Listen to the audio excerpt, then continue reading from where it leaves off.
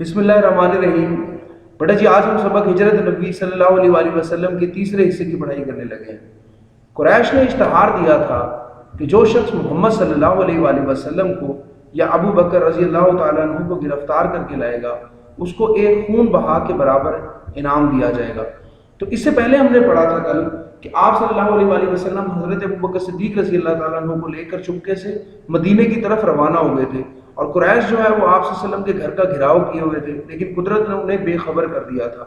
اب جب آپ صلی اللہ علیہ وسلم انہیں نہ ملے تو انہوں نے حضرت علی کو پکڑ کے حرم میں قید کر دیا اور آپ صلی اللہ علیہ وسلم کی تلاش میں نکلے۔ اب تلاش کرنے کے لیے انہوں نے کئی حربے آزمائے، تو ان میں سے ایک یہ بھی تھا کہ انہوں نے اشتہار دیا، یعنی اعلان کر دیا کہ جو شخص آپ صلی اللہ علیہ وسلم کو یا حضرت ابو بکر صدیق رضی اللہ تعالیٰ عنہ کو گرفتار کر کے لائے گا وہ اسے ایک خون بہا کے برابر یعنی 100 اونٹ اس کو انعام میں دیے جائیں گے۔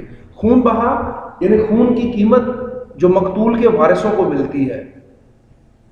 سراقہ بن جوشم نے سنا تو انعام کی امید میں نکلا، عین اس حالت میں کہ آپ صلی اللہ علیہ وآلہ وسلم روانہ ہو رہے تھے۔ اس نے آپ صلی اللہ علیہ وآلہ وسلم کو دیکھ لیا اور گھوڑا دوڑا کر قریب آ گیا۔ عین کا بیٹا مطلب ہوتا ہے ٹھیک، بالکل ایگزیکٹ جو ورڈ ہوتا ہے، لیکن گھوڑے نے ٹھوکر کھائی اور وہ گر پڑا۔ ترکش سے فال کے تیر نکالے کہ حملہ کرنا چاہیے یا نہیں۔ ترکش جو ہے تیر دان، تیر رکھنے کا خول۔ یہ دیکھیں بیٹا جی، یہ ایک آپ کو تصویر نظر آ رہی ہے، اس میں یہ والا جو اس کا بیگ ہے نا جس میں اس نے تیر رکھے ہوئے ہیں اسے کہتے ہیں ترکش، یعنی تیر رکھنے کا خول، یعنی وہ تیر دان جس میں تیر رکھے جاتے ہیں۔ اور فال کے بیٹا معنی ہوتے ہیں شگون۔ اب فال نکالنا کیا ہے؟ مثلا آپ کے پاس ایک بیگ ہے جس میں تیر رکھے ہوئے ہیں، اب آپ اس میں سے تیر نکال، اس میں مختلف رنگ کے تیر ہیں، کوئی تیر سرخ رنگ کے ہیں، کوئی پیلے ہیں۔ اب آپ یہ رکھ لیں کہ جو سرخ رنگ کا تیر ہے اس کا مطلب یہ ہے کہ حملہ کر دینا چاہیے، اور جو پیلے رنگ کے ہیں ان کا مطلب ہے کہ نہیں کرنا چاہیے۔ اب آپ ایک تیر اس میں سے پکڑتے ہیں آنکھیں بند کر کے، اب آپ کے پاس نکل آیا سرخ رنگ کا تیر تو اس کا مطلب حملہ کر دیں، اور اگر پیلے رنگ کا نکل آیا تو حملہ نہ کریں۔ تو اس نے اس طرح سے مختلف تیر نکالے، تو جواب میں کیا ہے؟ جواب میں نہیں نکلا کہ حملہ نہیں کرنا چاہیے، لیکن 100 اونٹوں کا گراں بہا معاوضہ ایسا نہ تھا کہ تیر کی بات مان لی جاتی۔ گراں بہا بہت قیمتی، معاوضہ بدلہ، اجرت، کسی کام کو کرنے کے بدلے میں جو رقم ملتی ہے اسے کیا کہتے ہیں؟ معاوضہ۔ یعنی ایک طرف تیر کی بات تھی تو دوسری طرف 100 اونٹوں کا انعام تھا، تو اب 100 اونٹوں کا انعام اتنا بڑا تھا کہ تیر کی بات ماننا آسان نہیں تھا۔ دوبارہ گھوڑے پر سوار ہوا اور آگے بڑھا۔ اب کی بار گھوڑے کے پاؤں گھٹنوں تک زمین میں دھنس گئے۔ دھنس گئے مطلب پھنس گئے، داخل ہو گئے، گھس گئے۔ گھوڑے سے اتر پڑا اور پھر فال نکالی۔ اب بھی وہی جواب تھا۔ وہی جواب بیٹا کون سا جواب تھا؟ کہ حملہ نہیں کرنا چاہیے، لیکن مقرر تجربے نے اس کی ہمت پست کر دی اور یقین ہو گیا کہ یہ کچھ اور ہی آثار ہیں۔ مقرر اس کا مطلب بیٹا مطلب ہوتا ہے دوبارہ۔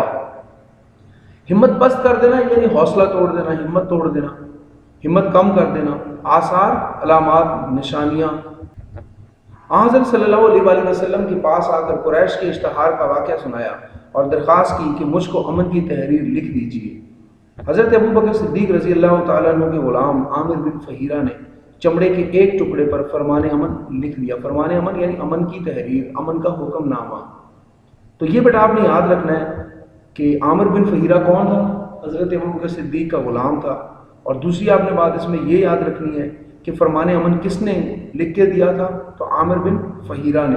اور کس چیز پر لکھ کر دیا تھا؟ تو یہ بھی کہ چمڑے کے ایک ٹکڑے پر۔ تشریف آوری کی خبر مدینے میں پہلے پہنچ چکی تھی۔ تشریف آوری مطلب تشریف لانا، یعنی یہ خبر کہ آپ صلی اللہ علیہ وآلہ وسلم مدینہ آ رہے ہیں۔ تمام شہر ہمدن چشم انتظار تھا۔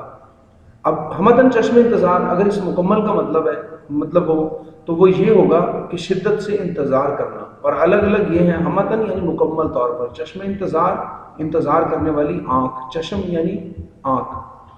معصوم بچے فخر اور جوش میں کہتے پھرتے تھے کہ پیغمبر صلی اللہ علیہ وآلہ وسلم آ رہے ہیں۔ لوگ ہر روز تڑکے سے نکل کر، تڑکے مطلب صبح سویرے، شہر کے باہر جمع ہوتے اور دوپہر تک انتظار کر کے حسرت کے ساتھ واپس چلے جاتے. حسد کا مطلب ہے ادھوری خواہش، یعنی صبح صبح آ جاتے اور دوپہر تک انتظار کر کے پھر چلے جاتے. اب یہ بھی ایک کوشچن ہے کہ دوپہر کے بعد وہ کیوں نہیں انتظار کرتے تھے، یعنی شام تک کیوں نہیں کرتے تھے یا دوپہر 3-4 بجے تک کیوں نہیں کرتے تھے. تو اس کا بیٹا مطلب، اس کا جواب یہ ہے کہ آپ صلی اللہ علیہ وسلم چھپ کے سفر کر رہے تھے. تو اب دیکھیں رات کے وقت ہی سفر ہوگا، دن کے وقت وہ چھپ جاتے تھے، تو اس وجہ سے وہ زیادہ دیر تک انتظار نہیں کرتے تھے. ایک دن انتظار کر کے واپس جا چکے تھے کہ ایک یہودی نے کلے سے دیکھا اور قرائن سے پہچان کر پکارا، اہل عرب لو، تم جس کا انتظار کرتے تھے وہ آ گیا. تمام شہر تکبیر کی آواز سے گونج اٹھا. تکبیر کی آواز یعنی اللہ اکبر کی صدا. قرائن اندازے، حلیہ، نشانیاں. تو آپ نے بیٹا یہ بھی یاد رکھنا ہے کہ آپ صلی اللہ علیہ وآلہ وسلم کے مدینہ تشریف لانے کی خبر مدینے والوں کو کس نے دی؟ تو ایک یہودی نے.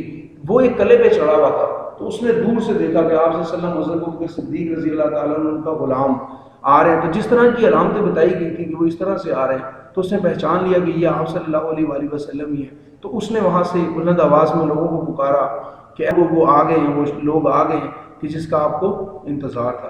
تو یہ بیٹا یہ سیرت النبی صلی اللہ علیہ وآلہ وسلم یہ کتاب ہے علامہ شبلی نعمانی کی، اس کتاب سے یہ سبق لیا گیا. تو آپ نے یہ بھی یاد رکھنا ہے. تو آج کا ہمارا کام اتنا ہی ہے. اللہ حافظ.